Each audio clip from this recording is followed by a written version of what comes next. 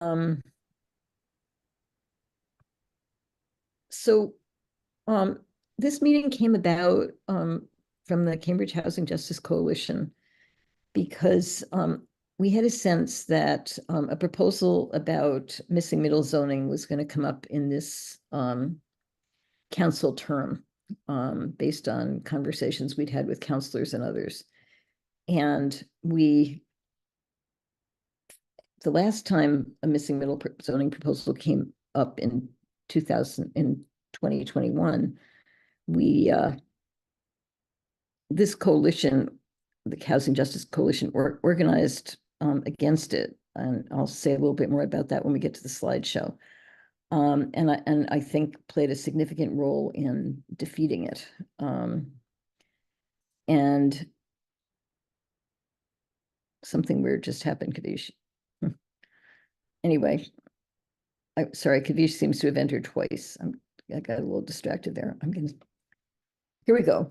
In any case, we played a significant role in defeating the missing middle zoning the last time around. And when we found out it was going to come up again, there were a lot of questions about what kind of approach we should take. And we decided to try to do a deep dive with community allies and really think through what the missing middle was, how it fit in the context of our other work, et cetera. And that's the purpose of this meeting. And we're very grateful to those of you who haven't been part of the coalition who are joining us to have this discussion. There's no sense, this discussion is really exploratory. No decisions are going to be made. Our thought is that you will bring the discussion back. I'll probably say this again, but we're hoping you'll bring this discussion back to the groups you work with and that it will help us all move forward. So that's the purpose. And we're going to start with a presentation on missing middle zoning. And Kavish, you might give me 1 minute first before we bring it back. I was just going to very quickly say how the agenda was going to work. And right now I can't see it. Okay. No, still can't see it. No, the agenda of the entire meeting. No, still not the agenda of the entire meeting. Apologies. Okay. So I just wanted to say, here's how the event's going to go. There's going to be a presentation from me and Henry and Kavish about missing middle zoning. There'll be a chance to ask questions as you go along. And at the end, we're going to do some small group discussions. And then we're going to reassemble for discussion as a whole group. So that's the overall agenda for the day. Lee. You're muted, Lee. You're muted. How do you want to handle questions? You're muted. I'll do that in a minute. I don't think I am muted. No, I can hear you now, Lee. So how do you want to handle questions, and what's happening with regard to note-taking, if anything? So the meeting is being recorded. The presentation is a slideshow. So that is going to be, in small groups, there are note takers assigned. And you will hear more about that. But in terms of, I'll probably say a few things twice, but questions are going to be in order as we move through the presentation. Anything that you don't understand or you think needs clarification, you can ask right in progress. There'll be time for other questions as well at the end of the presentation before we break into small groups. So the one concern we have is we give you a good bit of background, and we don't want to get so bogged down in background that we don't get to the main discussion of the missing middle. So there's going to be a little push to keep moving forward, but we really want to hear people's questions. Okay. Do you want them in the chat or with a raised hand or what? I'd suggest you raise a hand. How's that? If for some reason you can't, I'm not sure I'm going to be able to successfully monitor the chat to keep the questions, and I'm going to see you all. So that's my plan. Okay. Anything else anyone needs me to clarify before we get started? Okay, Kavish, it's time for the slideshow. Okay. So missing middle zoning. These are the questions we're going to address. What is it? How does it address the housing crisis? If a missing middle proposal is brought to council, how should we respond? Next slide. Here's the agenda of our presentation. What is it? We're going to start with some background that we think is critical. What is the housing crisis in Cambridge? What housing problems does the Cambridge Housing Justice Coalition see as priorities? What are the major solutions the Cambridge Housing Justice Coalition supports, both immediate and long-term? What is the missing middle proposal? Arguments for a missing middle proposal, arguments against a missing middle proposal, and then we're going to have discussion. Next slide. What is a housing crisis?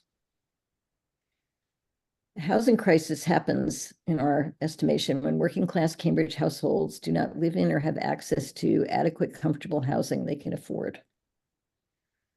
Next. How is afford defined? And when I say how is it defined, I mean by housing policy experts. Next. People can afford their housing if they're spending 30% or less of their income on housing costs and utilities. Those spending more than 30% are considered by housing policy experts to be cost burdened. Next. Those spending more than half of their income are severely cost burdened. Next. This over to Kavish, sorry. You're muted, Kavish. Thanks, Carolyn. So that's what a housing crisis is. And what we really want to show in this section is what the housing crisis looks like in Cambridge. So we're going to start with just an illustrative example based on these definitions of cost burdenship that we just introduced. So the area median income in Boston, Cambridge, Quincy for a 4-member household is $150,000 a year. So that means that if there were a 4-person family in Cambridge making $75,000 a year, which is a relatively typical example, they would be making 50% of the area median income. So in Cambridge, the median monthly rent for a 2-bedroom apartment is $3,400. That corresponds to $40,800 a year. And as you can see, comparing those two numbers, that is more than 50% of quite a bit more than 50% of this family's income. So they are severely cost burdened. What would it take for this family to not be cost burdened at all? Well, to avoid being cost burdened, the highest 2-bedroom rent that this family could pay is $1,855. Again, the median rent in Cambridge is $3,400. They would have to pay $1,855 to avoid being cost burdened. To avoid being severely cost burdened, they would have to pay a maximum of $3,061. So what this is meant to show you is that these typical lower income families in Cambridge, affordability is very far away from the median rents in Cambridge. So now I'll sort of take this example and turn it into a larger picture of Cambridge. So almost 50% of renter families in Cambridge are cost burdened. And 28% of homeowners are cost burdened by their housing expenses. And we should have sources for all this data that you guys can look at the bottom of each slide. And of those families that are cost burdened, low-income families and people encompass the majority of them. And so this chart shows cost burdenship by income group in Cambridge. And as you can see, households between 0 and 30% AMI, about 75% of them are cost burdened by their housing expenses. 30 to 50% AMI, almost 80%. 50 to 80% AMI, almost 70%. And 80 to 100% AMI, about 55%. What this shows is that compared to the 49% of all renter families, low-income families are even more cost burdened by their housing expenses. And this is across the board in different income brackets, but especially concentrated between 0 and 50% and 0 to 80% AMI. So one question you might ask is, does this correspond? Is this true of all of Cambridge? Are there differences between neighborhoods? And we're not going to get into that to a great degree, but the broad takeaway is this: high rents and unaffordability are a feature of all Cambridge neighborhoods. This is not unique to some particular neighborhood.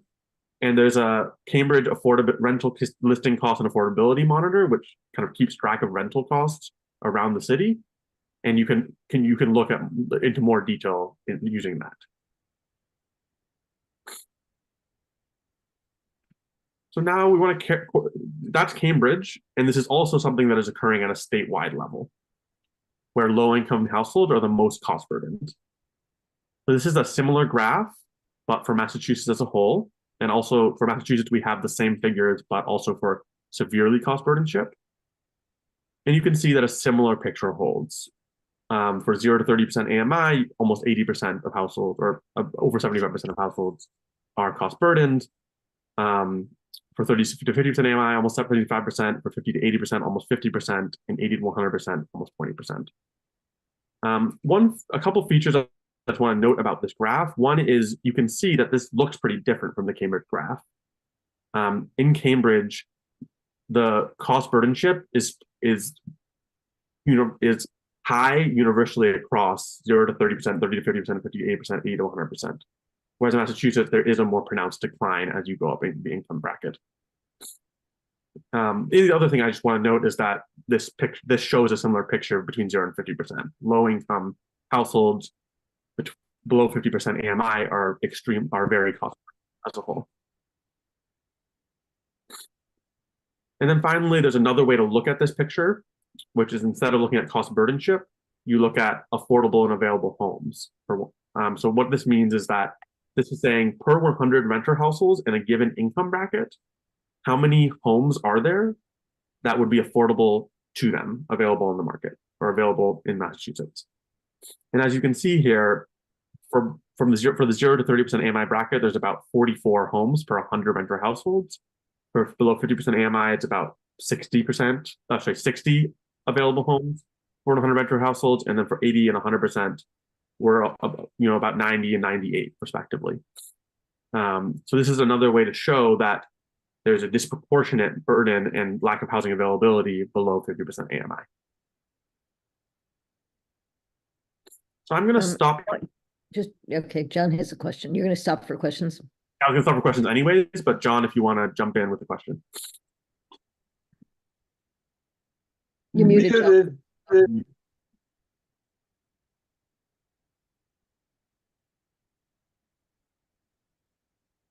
We still can't hear you. He's not muted, but I don't know why we can't hear him. I don't know him. Raise the sound on your computer. John, can you put your question in the chat?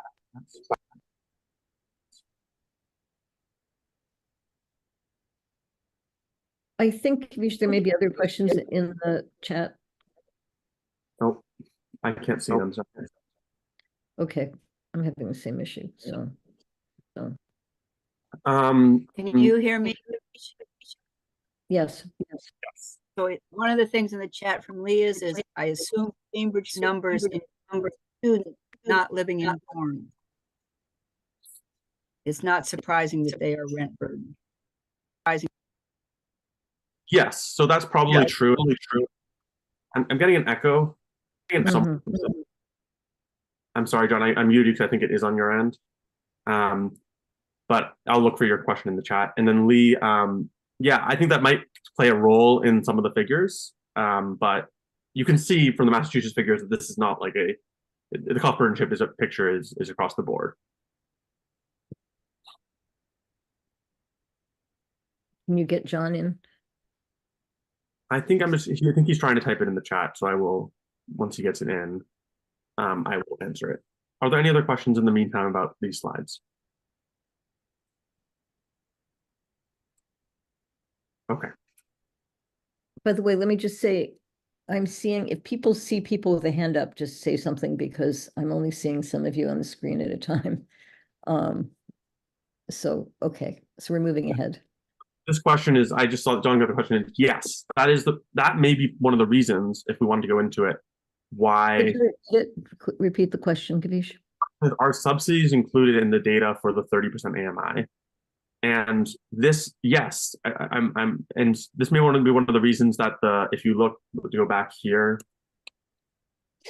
that the 0 to 30% AMI group is less than the 30 to 50% AMI group in terms of cost burdenship, because more of those people in Cambridge, especially where there is a little bit more kind of income subsidized housing, that that's how, I mean, for people below 0 to 30% AMI, probably the only way they're accessing affordable housing that is not cost burdening them is through a subsidy. So yes, it is included, but clearly there's not enough subsidy.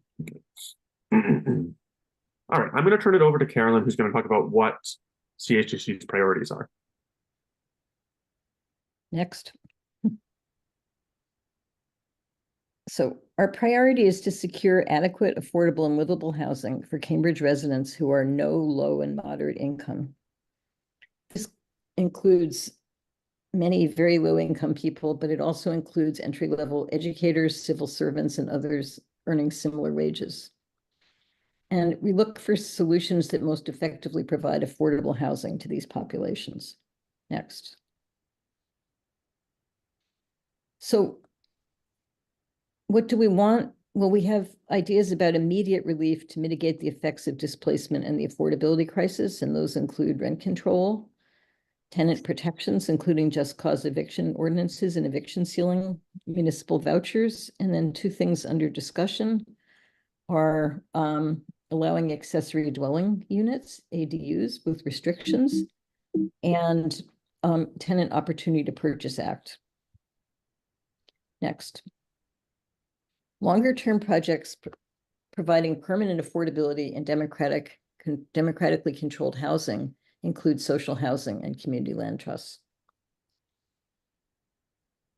I think I have one more slide here. Next, sorry.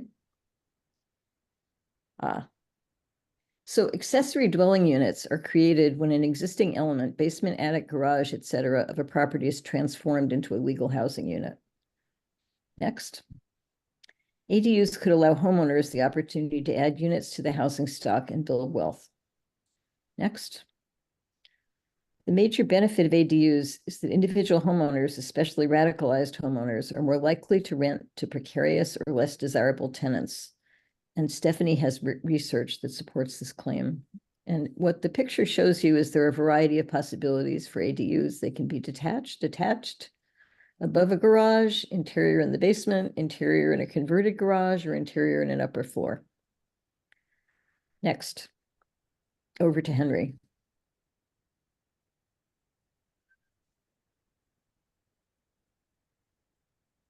So let's talk about social housing, which is one of the big long-term types of solutions that we advocate for. And click next. Social housing is rental housing outside the private market.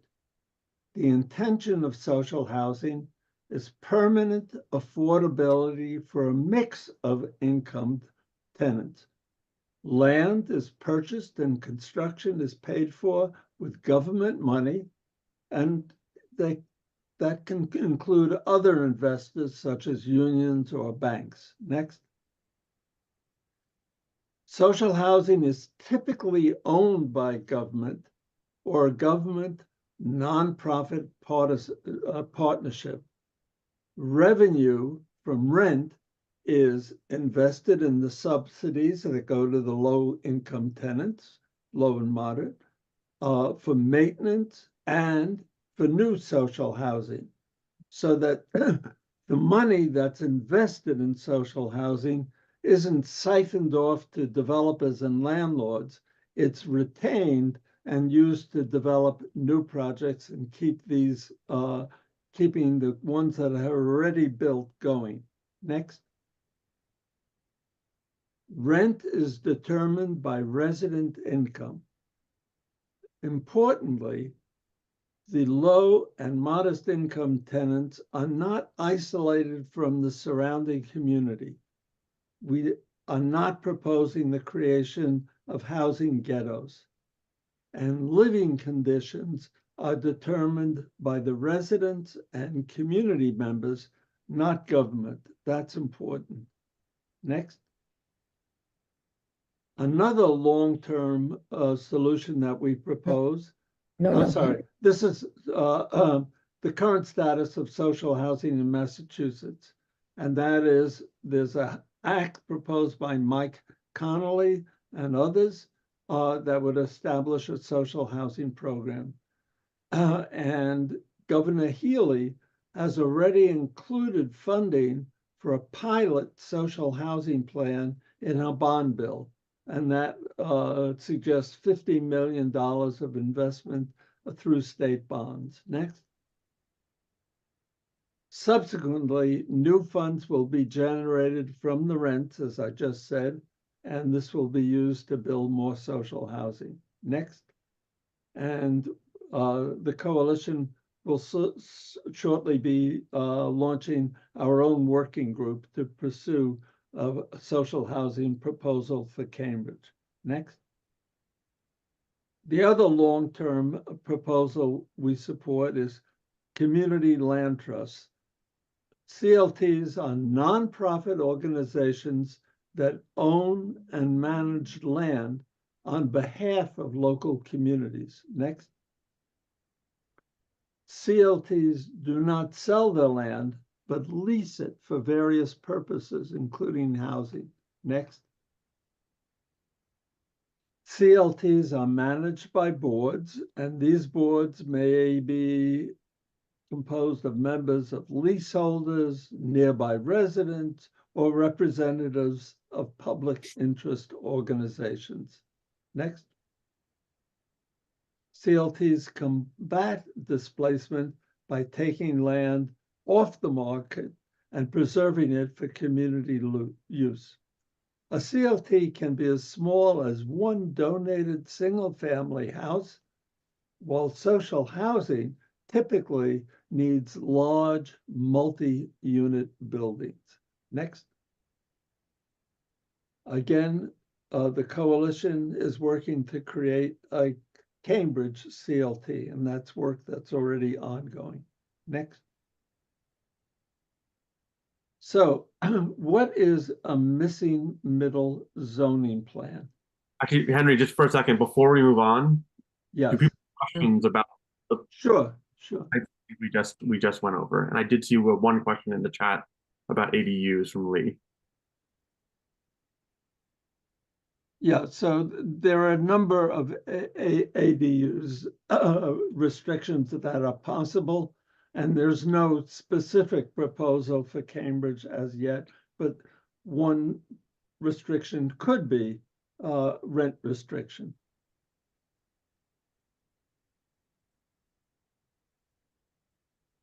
Any more questions? Okay. What is a missing middle zoning plan? Next. Now, zoning regulations are local laws that regulate what buildings can be built and how, and by neighborhoods. Next. A missing middle plan proposes to change zoning regulations in a very specific way. Next. And so this is what Cambridge zoning currently requires. And if you look at the areas in red, current zoning allows only single-family homes. In the orange districts, single-family homes and two-family homes and townhouses can be built. And in the blue areas, you can have single family, of course, but multifamily housing is allowed. That's current zoning. And you can see how this compartmentalizes Cambridge. Next. Next. So what do we mean by missing middle? So let's consider two types of housing that we have in Cambridge and in typical cities. So at one end, there's the detached home with one family unit. And then at the other end, they're the multi-unit low to mid-rise apartments. We're familiar with that. But right smack in the middle is the missing middle. And that includes heritage buildings, duplexes, triplexes, that is 3 deckers, townhouses, or a small apartment building. Next. So the missing middle refers to those 3 housing types. And that is at one end, the single family detached, in the middle, I'm sorry, at the high end, the high-rise apartment buildings, and in the middle, the duplexes, triple deckers, and courtyard apartments. The missing middle zoning would make missing middle type housing legal in all or most residential districts of the city. So when it was introduced before, that was what the proposal said. Next. All of these missing middle units that have in proposals that we've had before us before are market rate. There would be no units added for households making less than 50% of AMI. Next. So here's an example of what missing middle proposals that we've seen before would allow. On the left, you have the current standard, a single house. And so now you can change that property into a detached subdivision, or you could subdivide an existing townhouse into 2 separate units. Next.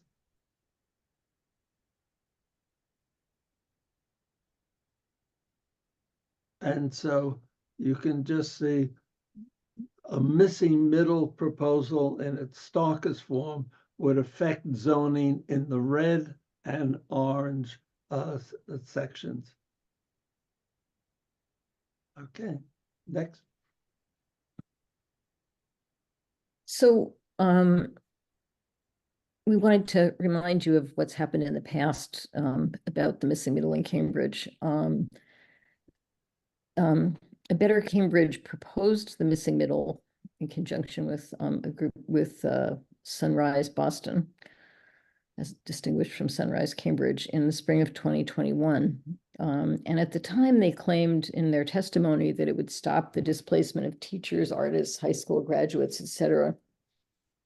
However, the initial hearings made clear that the apartments produced would be luxury apartments.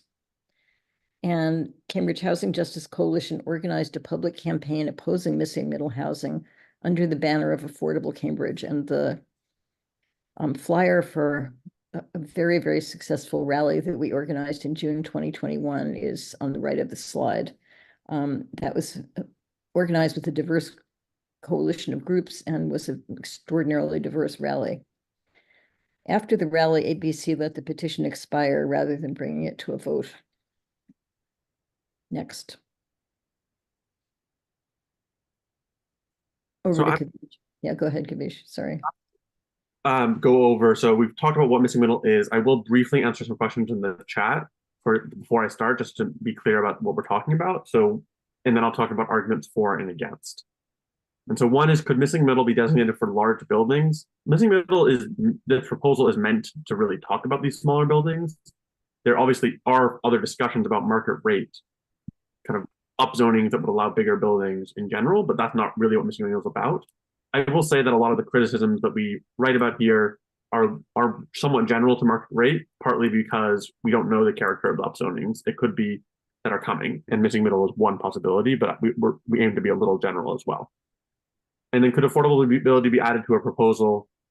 I mean, people can speak more to this, but I will say that for missing middle, it has been said many times that it would make the missing middle, it would make it impossible. That was proponents said. So they did not favor adding affordability requirements to a missing middle proposal. Okay. So with that said, arguments for missing middle housing. So these are kind of the arguments that you'll typically hear from ABC and other proponents. And I will get to John's question sort of as part of this. That's why I didn't answer it, because it's more related to arguments for and against. So I saw Lee's hand. So one argument that that they make is that inclusionary zoning, detached housing only zoning, is rooted in a racist history of land use practices. Exclusionary zoning was historically used by many cities in the first half of the 20th century and even into the second half of the 20th century to enforce de facto segregation of the cities.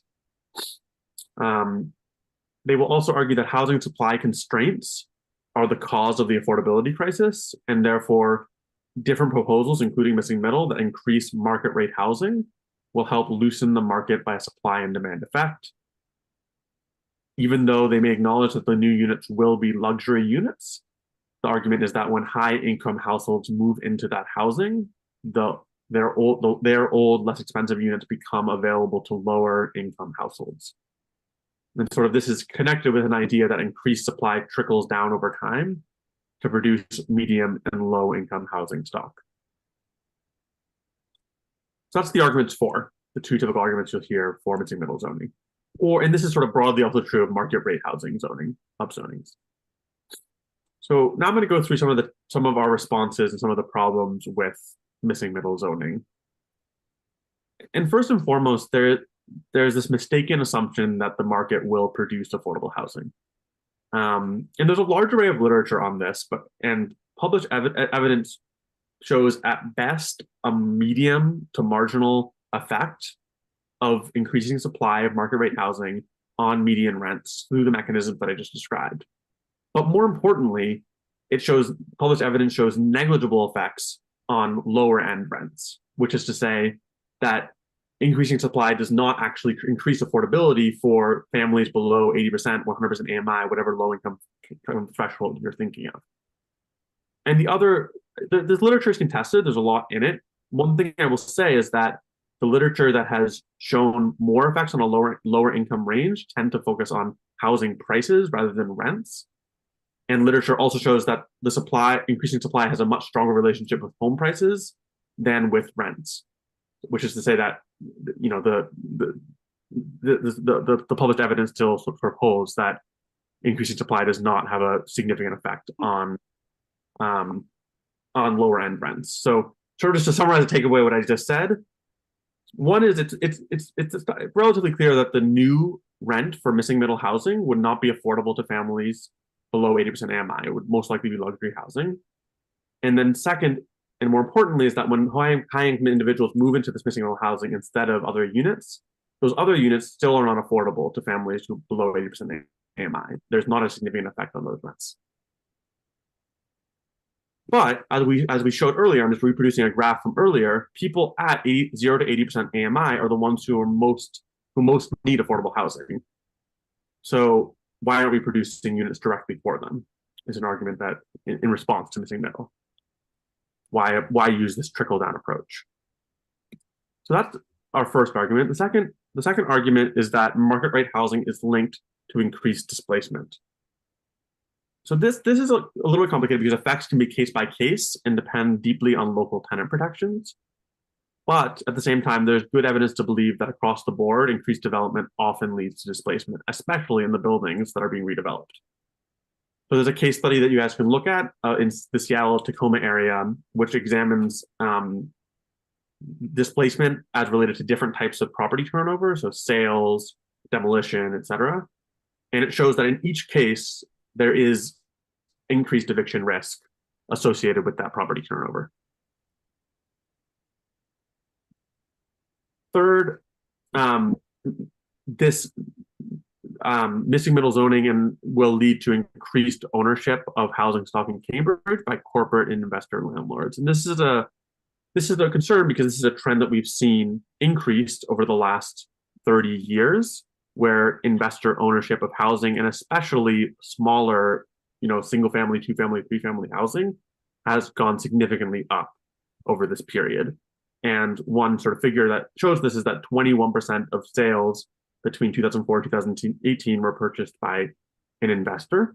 And I will say that this report is interesting in itself and has a lot of nuances, but the sort of one takeaway from this is that there's likely to be increased investor ownership with more missing middle type housing, and investors tend to, among other things, charge higher rents and enforce higher rent year-over-year rent increases than owner-occupant landlords or local landlords.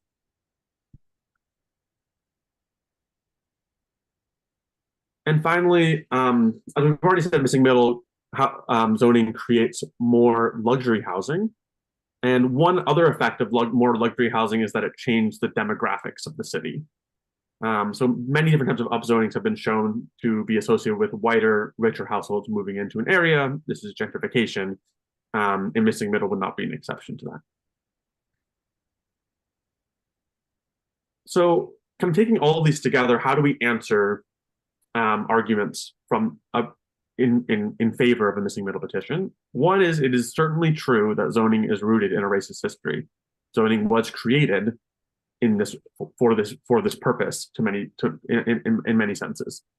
However, we need to create solutions that work now, and adopting missing middle zoning in Cambridge now isn't going to make housing more affordable for low and moderate income and Black and Brown community members.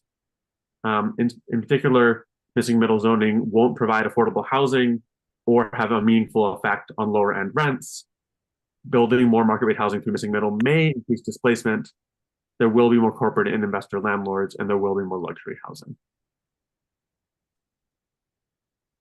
And one other thing I wanted to note is there's a question of, will missing middle zoning through the mechanisms that we just described cause substantial harm, i.e. will a lot of units get built if a missing middle zoning petition passed? And the short answer is it depends. We can't really predict because we don't have the zoning in front of us. But the sort of balance is, if there are few restrictions on what can be built, many new units will be created and the problems we've identified are likely to arise. If there are still many restrictions or barriers, then maybe the number of units may be minimal. And there's certain upzoning efforts that we've seen across the city, across the country, either missing middle or different types of upzonings that have had minimal units created because of separate barriers. But regardless of which happens, as we've shown, missing middle zoning in either form will not create affordable units for no, low, and moderate income households. And I'll just add one note here, is that this missing middle is distinct from, for example, a different upzoning that for larger buildings, in that it does not include any inclusionary units in it by virtue of the size of the building. So there are not even any units for families between 60 and 80% AMI created through this type of proposal. Okay, I've said a lot, so I want to stop for questions, and then we will move into discussion. I think that this was our presentation, and we want to really hear your reactions to it, and then we have some discussion topics that we'll talk about. And I'll just start with 2 questions in the chat that I already see, and then people can ask other questions. As I'm gonna stop sharing my screen so we can all see each other while we do this. Mm-hmm. One question is there any data on the number of people moving from within Cambridge to missing middle housing and releasing allegedly less expansive housing versus people moving into missing middle housing from outside of Cambridge? Yeah, this is a great question. I think it's one of the, I don't think we have great data on this. There have been, I will say, I can send you there are some studies. So there's an appendix to the presentation where we have some of the studies that are cited, the literature in question, some relevant tables, which we'll send along. This question about migration is something that has been studied, but I don't know, it's definitely not in Cambridge and other cities, and I can send along a couple of papers about that. I will say that it's, broadly, the only published literature that I can see that shows a meaningful impact on lower end costs is the thing I mentioned before, which is lower end housing prices. But there's no literature that shows any meaningful effect on lower end rents that I can find. And I will also say that your question also is connected with another point, which is that missing middle housing or market rate housing in general, creating affordability relies on the fact that somehow there is not more demand, like there's not an excess of demand in this market. And as we all know, Cambridge is an incredibly, because of the commercial development that we have here, there's a huge demand for new new employees in especially biotech labs to rent in Cambridge. So I think it is sort of doubtful that there is not excess demand in this market. And then with John's question, I think that this is a reasonable question. This is part of their argument. Could you just say what John's question is in case people aren't looking at the chat? so-called missing middle is available in areas where multifamily housing is allowed, why not convert the whole city to blue? And I think that one thing to note is that even the blue areas do differ a little bit in terms of what they allow. So it's res, I can't remember, I'm not going to quote the zoning code, but there's res C1 through res C3, I think, or is it B? I can't remember. There's differences within res C in terms of what they allow on a multifamily level. I think there is, one thing that might be fruit for discussion is about, if there was a missing middle proposal that just affected res A and res B, or just res A, what would be our response to that? So these are, I think, good discussion topics. I will just say that even if we did a missing middle that converted the whole city to blue, as we've argued, it's not going to create more affordable housing for the people that we most want to help. It will add housing supply to the city, but that won't necessarily turn into affordable housing stock for residents here. And thankfully for the note about inclusionary, yeah, so most missing middle housing is going to be 9 units or less, deliberately less than the 10 unit boundary.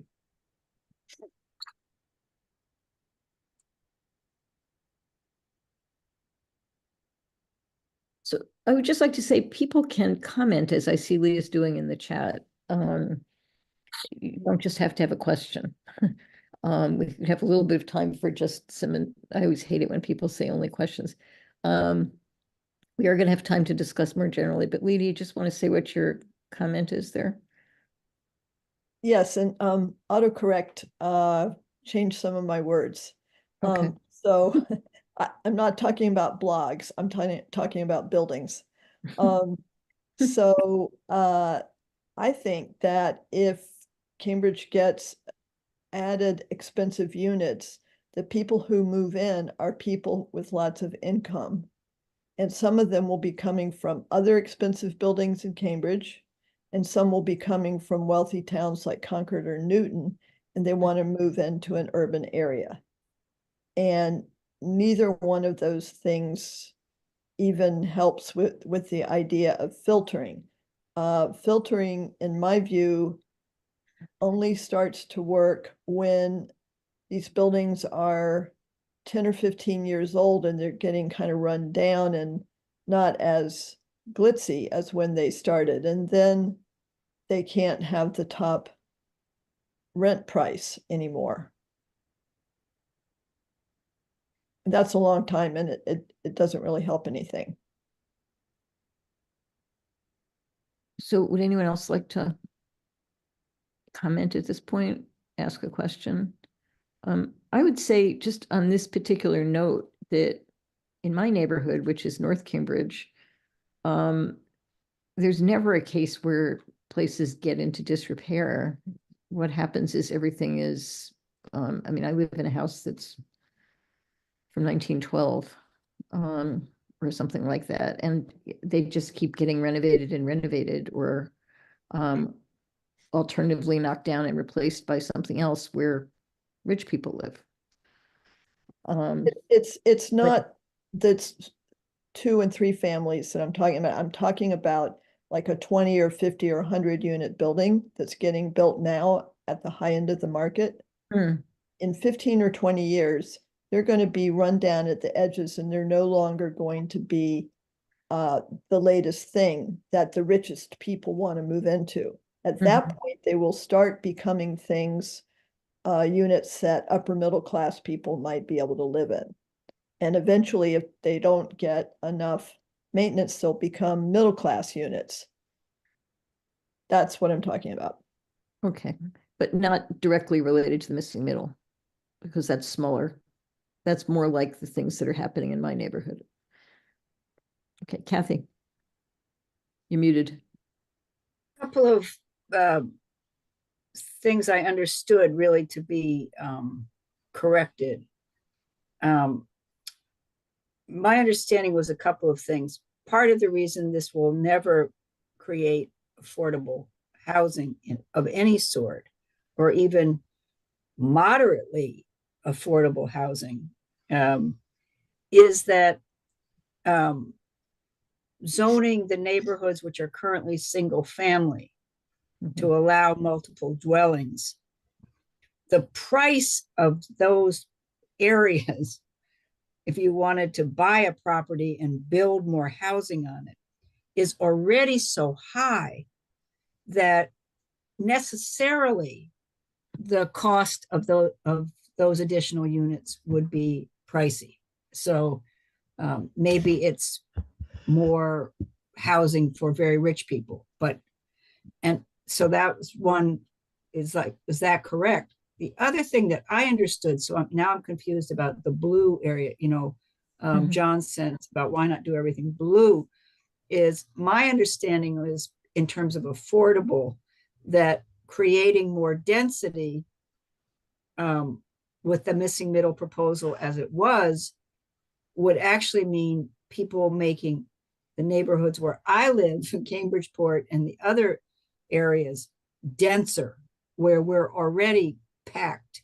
And if we're interested in affordable housing, we're interested in, if we're going to have packed, we'd rather have packed where there's affordable, as opposed to just more smaller 10-unit buildings or whatever being able to be crammed in. So I'm just wondering, am I getting it, or? Yeah, I think that you're totally right. I mean it's almost indisputable, and I don't think that it's almost indisputable that the new housing created by Missing Middle will be luxury housing. The argument, just to steelman it again, just so that, is that it's not that housing will be affordable. It's that increasing supply in general through a supply and demand effect will eventually lower rents, because more supply and a fixed demand in principle would maybe mean that rents go down. I guess like the literature sort of contradicts that, and I think there's a few reasons why that might be not happening. One is what Lee is saying, the excess demand. Like there is an almost infinite supply of demand, especially for a city like Cambridge. Mhm. And so it's unlikely to make a meaningful effect. I mean, I actually don't, I think it may be true that it would have a marginal effect on the rent, but that's not going to help low-income households. What's going to help low-income households is, or even moderate income households, is building housing that's affordable to them directly. So that's sort of that's one aspect of things. And Lee is right that missing middle house zoning may drive up land prices, or will drive up land prices, which again makes sort of the calculus of rental housing, again, rent will go up again. And you're right about I'll just want to say one more thing, which is that you're right about the neighborhood stratification, which is that all of these zoning proposals will likely create more of this type of housing in already denser areas.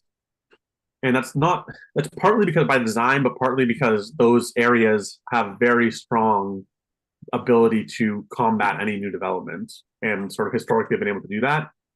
And I think that is that's a problem, because I think there should be affordable housing in all areas of Cambridge, but this is not going to fix that issue.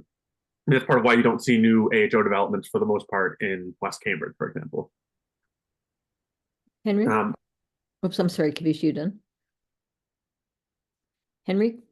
Yeah. So remember, missing middle proposals say that the housing that will be built is going to be for limited numbers of units, at most 3 or 4. That's maybe 6, maybe. So that's very limited. And so when this proposal was last introduced in 2020 and went before the zoning board, what they concluded is that the cost for land and construction would be so high that the units would only be available to those who can pay the highest amounts. So that's their conclusion, despite the claims of the proponents of missing middle. I'm done. Richard? It's got to be understood. Missing middle needs to be understood within the context of a local and regional housing environment. So the problem here is that economic growth is still sufficient so that demand is virtually limitless. And as far as I know, what developers are willing to pay for land has not started going down yet. It may still be going up. Mhm. Now, of course, it is possible that if, there's a big downturn in tech and big pharma, that, then things could change in Cambridge. And maybe at some point, 10 years from now, missing middle could conceivably actually start doing what it's supposed to do or something. But and there are many communities where missing middle would not be a terrible idea right now, but they're not in our community. It could only result in what we've already commented on in our community. But I just want to remind people that it's all the usefulness or lack of usefulness of missing middle to create affordable middle income housing. It depends entirely on the housing market, the land market in the area. It isn't necessarily a bad idea everywhere, but it is a horrible idea for us in this decade anyway. Shelley has a question in the chat. What population would be moving into the new units created by the missing middle? I just want to, I can answer this question if that's okay, Carolyn. Yep, Um, go. I will just say one thing. It's just like, I'll just say two things. One is that I completely agree with what you just said, and I think that it's not inconceivable that increasing supply for missing metal could have a marginal. It's not, it could increase rents via the mechanisms that people have been talking about, but it could very well decrease rents by a very small amount. It's just not going to. It's not going to create affordable housing. That's the big takeaway. Like, it doesn't need to be the case that missing middle would increase rents for us to oppose it or not think it's a good idea because it doesn't actually solve the thing that we're trying to solve. And then with the which population, I mean, again, it's probably so. This is part of what it would be like. It'd be mostly like higher, very rich individuals. Most you kind of, probably some of these young professionals, sort of like households. I mean, it is true that when you subdivide, like I understand the argument that it will increase the value of land exactly, but it will sort of it creates this weird set of apartments or condos for high income earners that can't afford the astronomical housing prices of Cambridge for homes, but can buy like a smaller condo or rent a higher. It's like that sort of population, but it's not for any low, moderate, or even working income individuals. So I just want to throw in one other thing, which we haven't actually talked about as a group in planning this, but one of the things you see if you look at the arguments from the proponents is that they're always talking about how can we get more housing? They're not asking the question, housing for whom? And that's partly because of all the trickle down stuff that they believe in. And maybe it's because of other worse reasons, right? But we're saying for us, the problem isn't just housing in general. The problem is housing for no low and moderate income people. That's our focus. That's what we want to try to achieve in Cambridge. So often the arguments seem to be talking somewhat at cross purposes. I don't know if any of the other people, anyone else wants to comment on that, but it struck me, that usually what people say is there's a housing shortage, right? Richard. Well, it is at cross purposes, but the problem is in Cambridge, one side is sort of lying. That is to say, the ABC argument is you build, you increase supply, and that, of course, will lower the price. But that's only assuming that there's a fixed demand and you're building more, but there is no fixed demand here. Demand is almost infinite. So increasing supply does nothing to bring down rent. And in fact, so far, demand has been so high that building more housing pushes land costs up and pushes more people out. So, you know, it's just because of the unique characteristics of the market we have right now. By the way, I wasn't trying to suggest otherwise. I just think it's I striking. know. They're not even asking the question about the population that we're interested in, right? That's not even Right. on the, okay. That's right. That's right. Yeah. But even their argument that increasing supply will bring rents down is so far in the last 15, 20 years has been false in Cambridge, because the demand is so high that increasing the supply does not lower rents. In fact, it has historically, in the last at least decade and a half, raised rents. So is there anyone else who wants to weigh in before we go to small groups? We're going to need a little bit of patience on this, because some of you joined this discussion very recently. And oh, go ahead, Dan. I'll take Dan, and then Stephanie, if you could be thinking about what to do about small groups at this point, that would be awesome. Go ahead, Dan. Yeah, I just wanted to add that I think what's really difficult is that pretty much anything that gets built under capitalism is going to be really oppressive for working class people.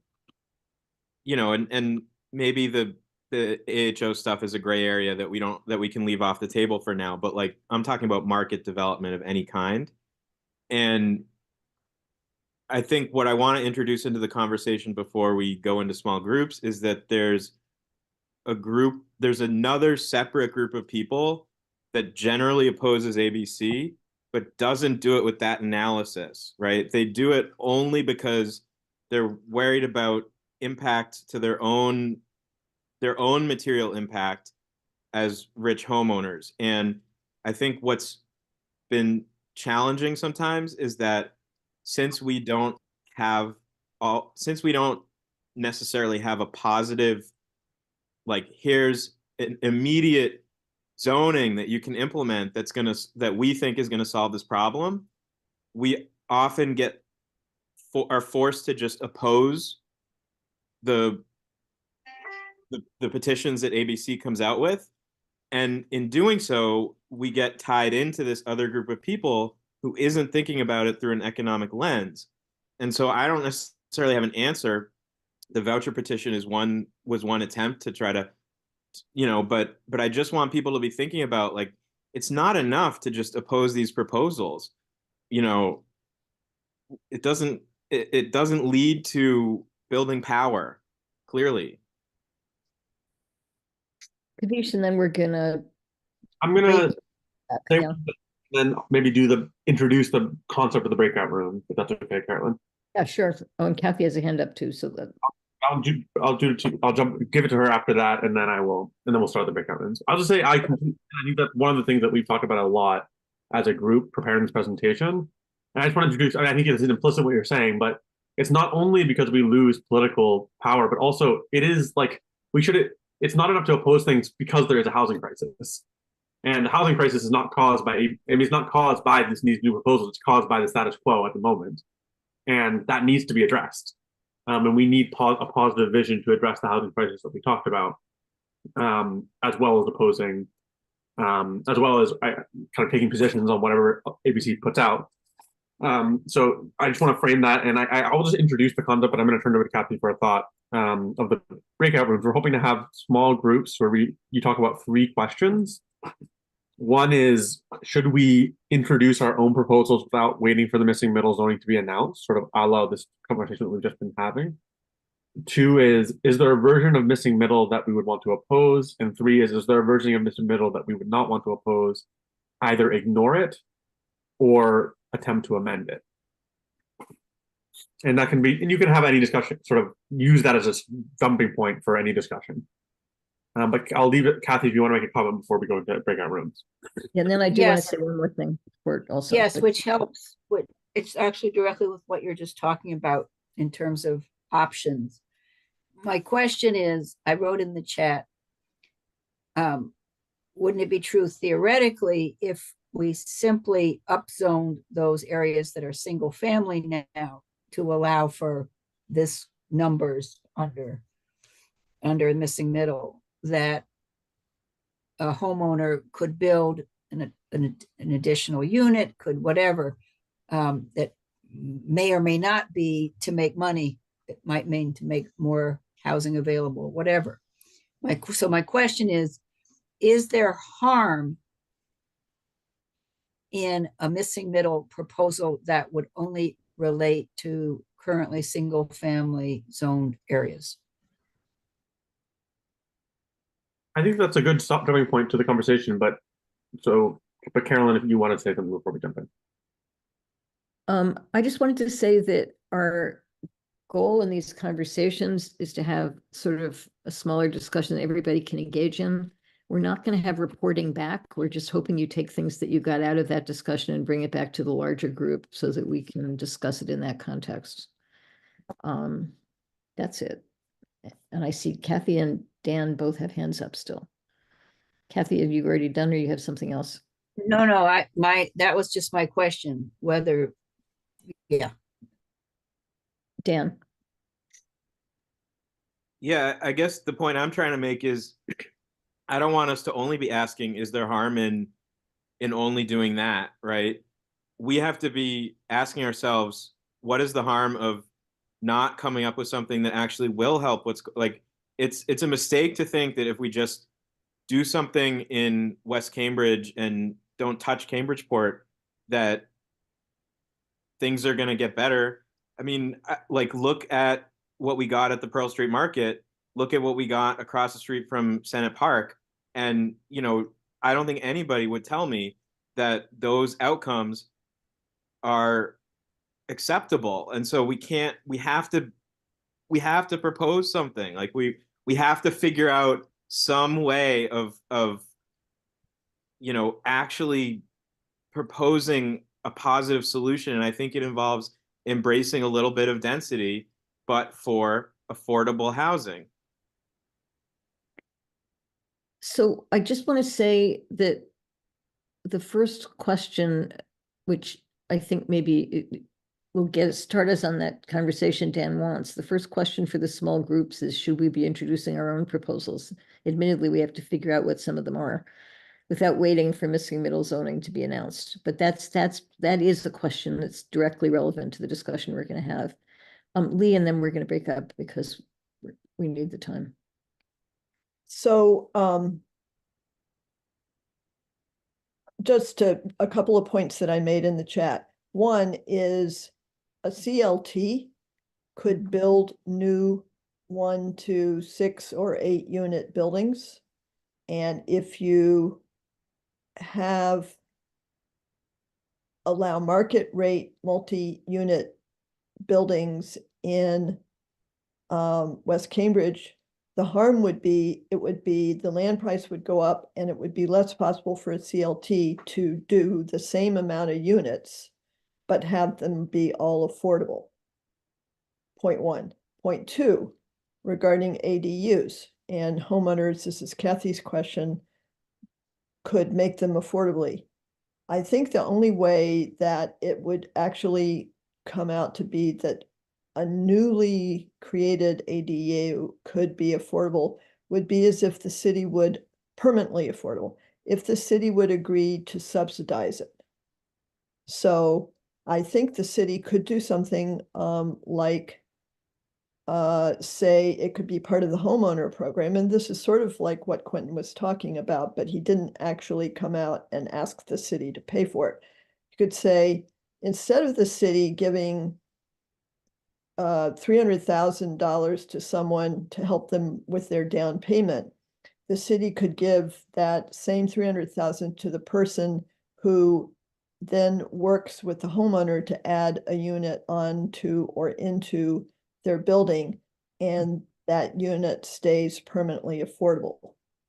So those are my thoughts of ways to kind of try to get at the same thing, but with affordability as a top goal. And yes, it would take zoning to enforce Pearl Street Market being affordable. But that would be a whole nother thing to come up with than the two things that I said. And the problem with Pearl Street Market being affordable is at smaller units, smaller numbers of units, it's not possible to get enough subsidy to make a reasonable amount of units affordable. So that requires a whole different kind of solution, which I don't want to take up time trying to explain to solve the Pearl Street Market problem. But the So- other two things I think could work.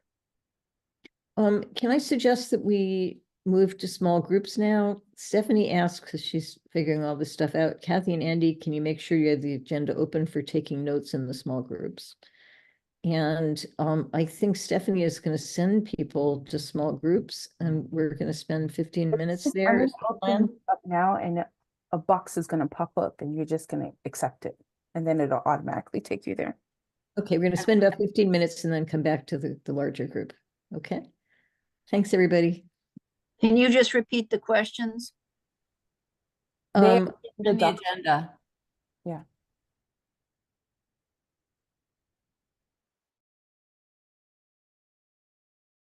Stephanie, which one am I joining again? Sorry. Well, let me check. You are in 3. Thank Come- you. Richard, did you see the box? Oh, okay. Richard's go. Okay.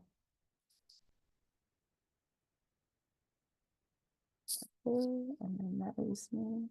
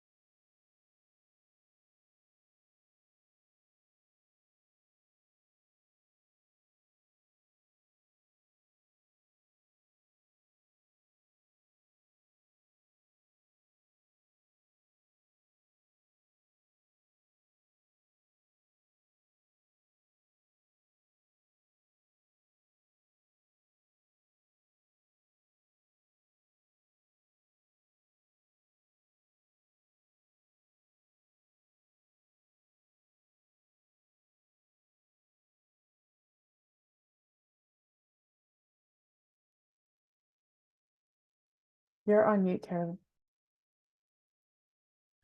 I was saying welcome, Barbara, and I see there's a lot of, from the notes, there seems to be a lot of thinking about how to move forward. So the floor is just open for people's ideas. Again, we're not trying to decide anything today. This is an exploratory conversation. We hope you'll take what you got from this discussion back to your groups, and that we'll continue the discussion in various ways going forward. So the floor is open for anybody who'd like to share anything that came out of the small groups that you think was particularly significant. So I'll just report back from group 1. And the answer to question 1 was that the group felt there's every reason to be proactive and out in front with proposals that say we need a priority set of proposals that meet the needs of low and modest income people, and that here are our proposals, and then if or when ABC or anyone else comes up with a missing middle, we're already on the ground and hopefully redefining the conversation rather than letting the classic missing middle proponents define it for us. I'm done.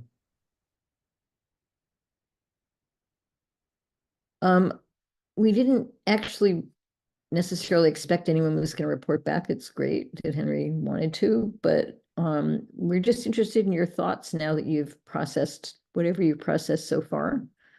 What do you think are the most important ideas about directions moving forward? And we really hope you will weigh in, because you probably said great things in the small groups and we didn't hear them. Kavish.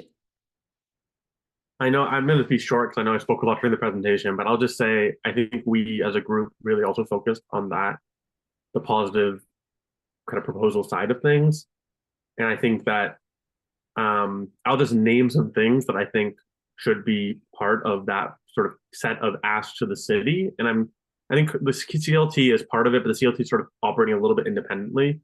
But I mentioned, I think a social housing pilot, if the bond bill passes, should be a big ask, because that money's going to be there if it passes, and knock on wood, it will.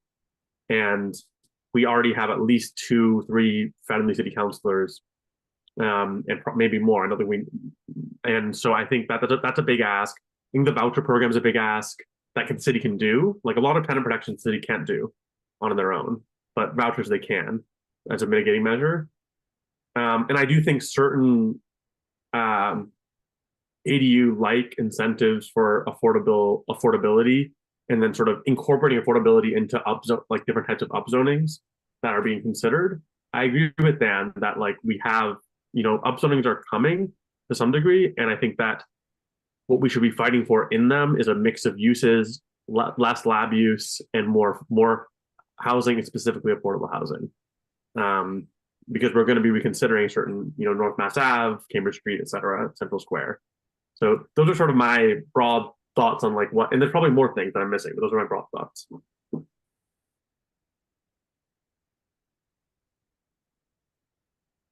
The floor is open.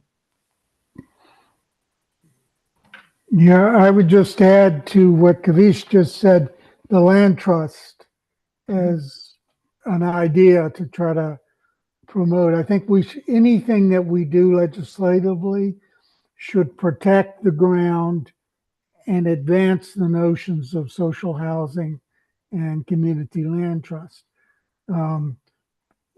Things that take land out of the market. And the other side of it is anything that is allowing the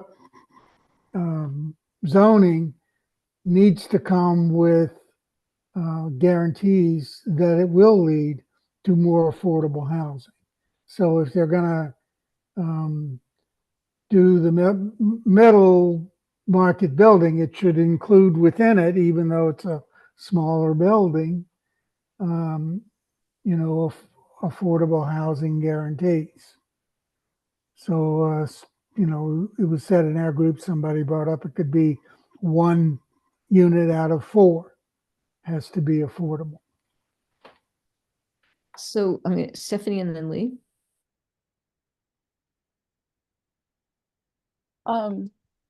Yeah. Another thing that came up in our group was CLTs, and how it was proposed as a sort of long-term solution. I have all the confidence in in Rebecca that the CLT is going to be up and running very soon, and it's very exciting. So I just wanted to bring that back up. So I have 3 completely disjointed things, and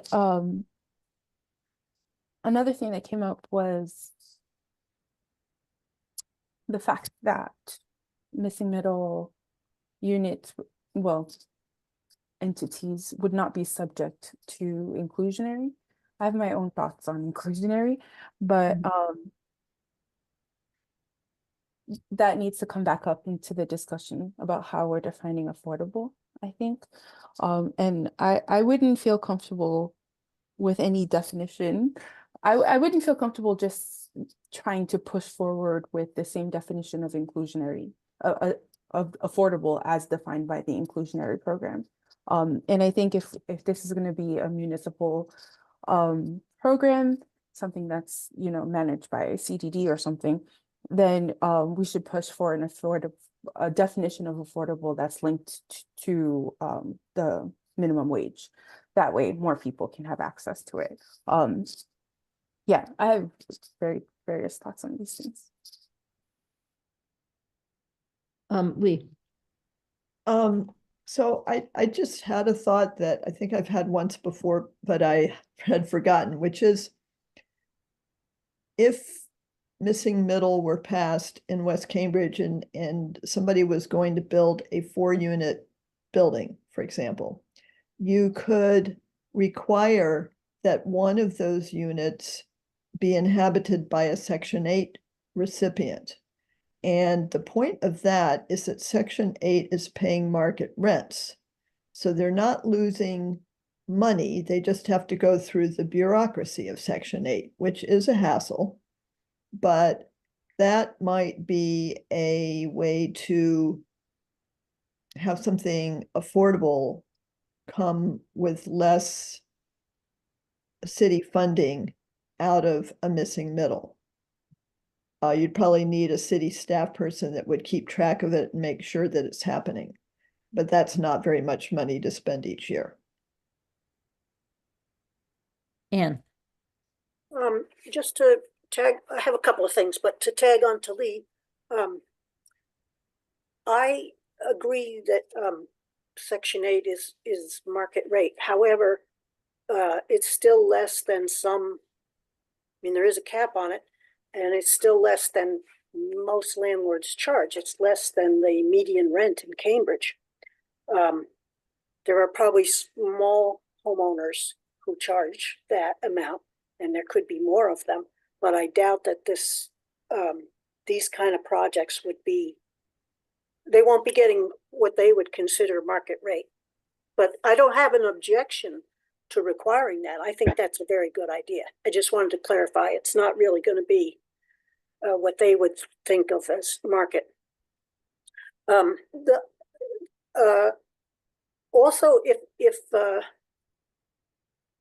I wouldn't mind this proposal if all the units had to be affordable. And that could only be done with some subsidy because of the high cost of construction. But if some entity were interested in doing that, perhaps one of the nonprofit developers, or if the CLT gets really lucky, perhaps the CLT could do it. If all of the units are, say someone builds a triple decker in what was a single zoned or duplex zoned area, if they were all affordable, that would be pretty cool. I think what I'm really concerned about is what both of the Dans have talked about, and that's that. I'm sorry, Dan and Kavish talked about, is that if you allow a lot more dense development in areas that's going to be luxury priced housing, it's going to be shutting out affordability for a long time in those neighborhoods. And one of the things that really attracts me to the community land trust is that that's a mechanism by which we can enforce affordability within higher income neighborhoods. So I don't want that opportunity to be closed off by having middle-sized, not middle-priced, but middle-sized and luxury-priced housing. So I support the idea of the vouchers. I support, I don't know when we're going to be ready to talk about the CLT more publicly. I also support the social housing proposal that's already being discussed. But I also, I said this in the small group, and I'll just repeat it briefly. I want to be clear about our language when we're talking about the missing middle-sized proposal, that we be clear it's middle-sized buildings. It's not middle-income housing or middle-class housing, which many people will assume when they hear missing middle, because people are not just talking about lower income people leaving the city. They've also been talking about middle-class people having to leave the city. So be clear when you talk about it, it's middle-sized buildings, and it's going to be luxury priced housing. And it's a gift to developers unless there is affordability required. And the one last thing I will say is when the ABC people start talking about supply and demand, I think we do have to counter with the market can't solve this. We don't have to explain why, but we have to be clear that it is not a supply and demand problem. The market cannot solve this.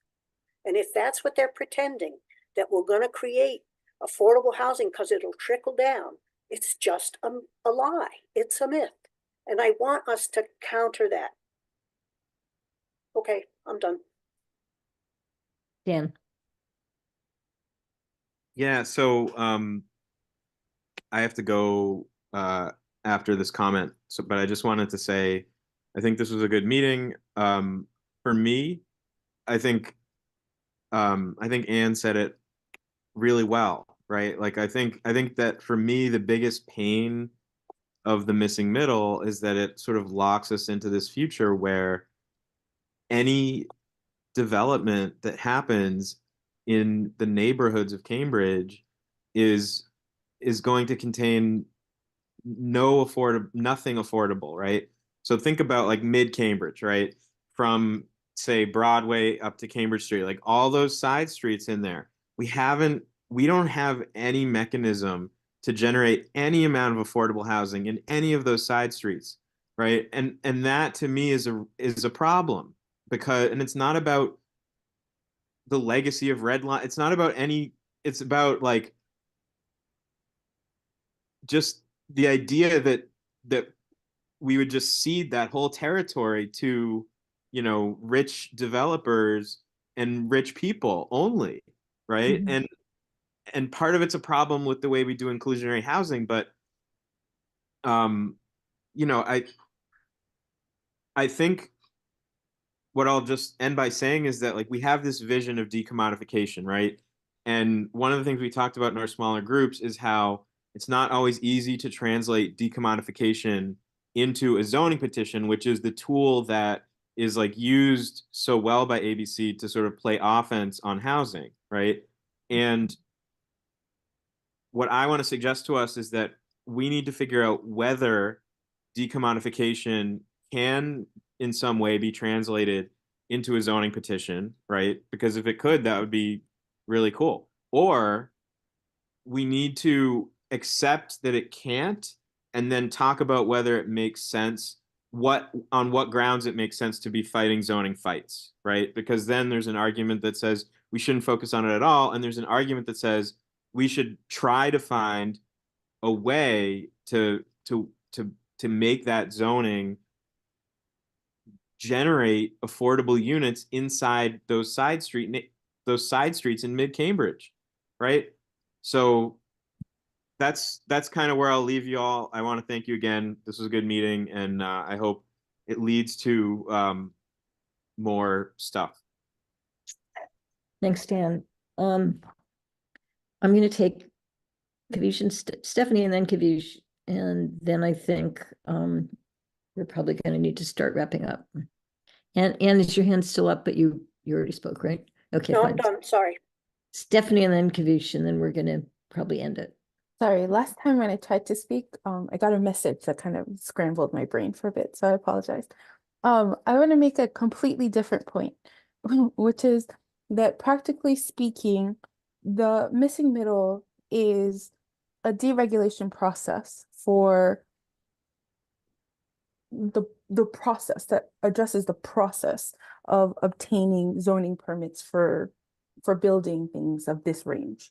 So it just makes it the process simpler for developers to get the permits to upzone within these limits, right?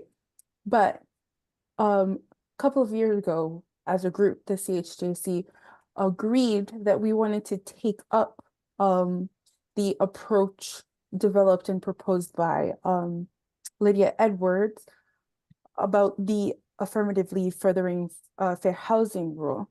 And I think that's an important thing that we need to consider, which is that the discrimination that can happen by invisibilizing that process and making it quicker and simpler for developers means that means that there's discrimination that's going to take place by these developers, but also there are the things that we're going to lose.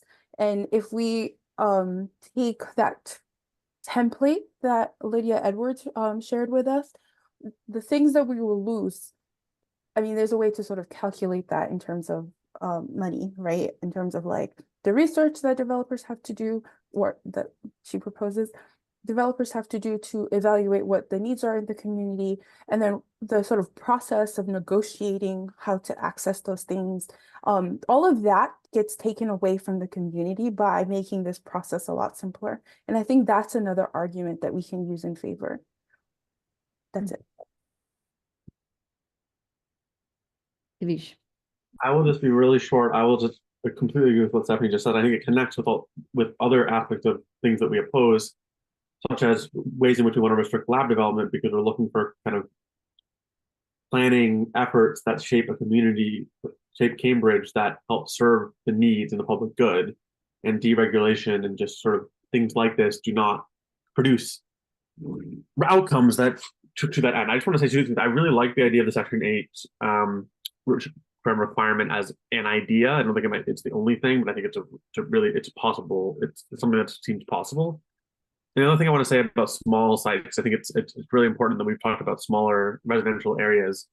One reason that this is happening is that the affordable housing developers, it's partly CLTs are a way to attack these sites, but also affordable housing developers have refused to try to develop in those areas. And I understand why. I worked in an affordable housing developer for context in Chelsea. And the reason is that the financing mechanisms that we have are not built for that. However, where I work is doing development with smaller sites and scattered sites. And the way they do it is there are ways to package financing into one deal. And it's not as impossible as people make it out to be. And it's needed. Like one of the big things that we are approaching is trying to acquire naturally occurring affordable housing in smaller sites, but package them into one deal. And I think it just should be emphasized that there can be pushing the city and the trust and the developer, these people that already have a ton of money to be doing affordable housing development to actually reconsider residential neighborhoods as part of their mission. So just want to, it's not impossible for those entities that already exist to have that as part of their mission. It's just they've chosen not to.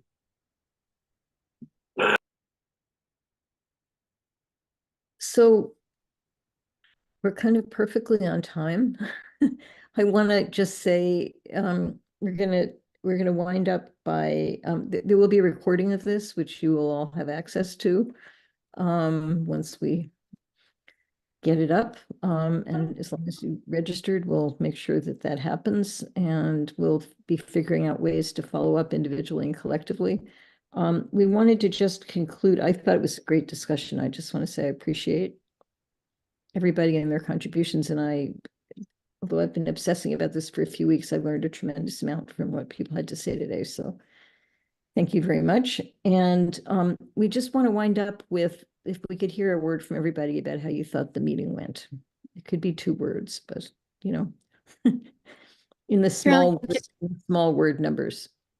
Carolyn, can I ask you just a quick question? Are there a couple of people who would be willing to look at the recording and draw out some of the comments, which I think would just make a lot of what's been said a little bit more accessible? We have the notes from our small groups, which are helpful, but even a few of the thoughts put out.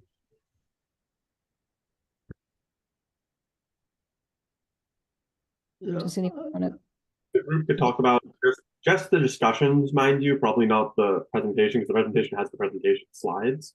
No, I'm not talking about the presentation. It's just that after that, a number of different people sort of raised some very powerful observations or thoughts.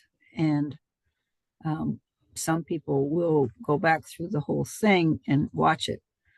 But, and I know this is a big ask, so it could go to the coordinating committee or something. Anyway, I just think it would make it really, it has been a fabulous conversation, I feel like, really well orchestrated. And I just wanted it to be a little bit more, some of the insights to be a little bit more available.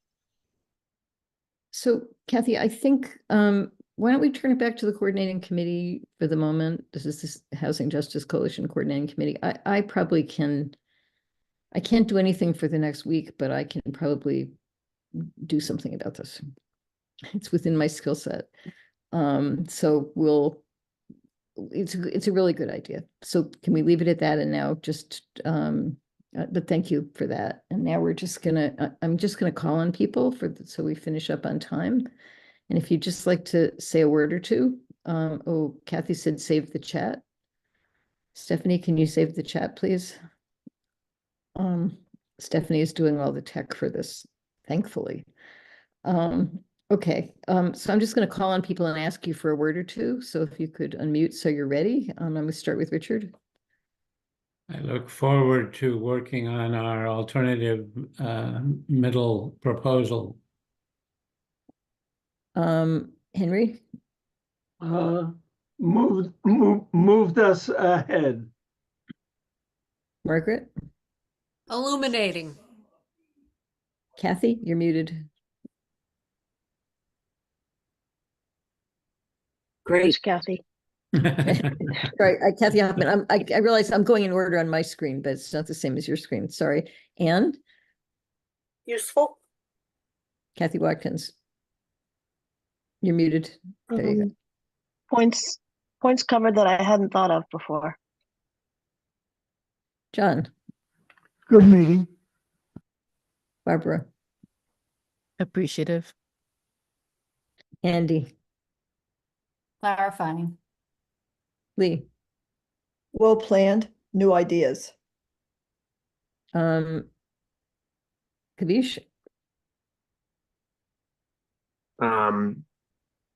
Really appreciate. I'm really grateful. Stephanie? Interesting. I'll say appreciated the conversation. And thank you all for coming. I'm sure we'll see all of you in many different ways in the near future. Take care.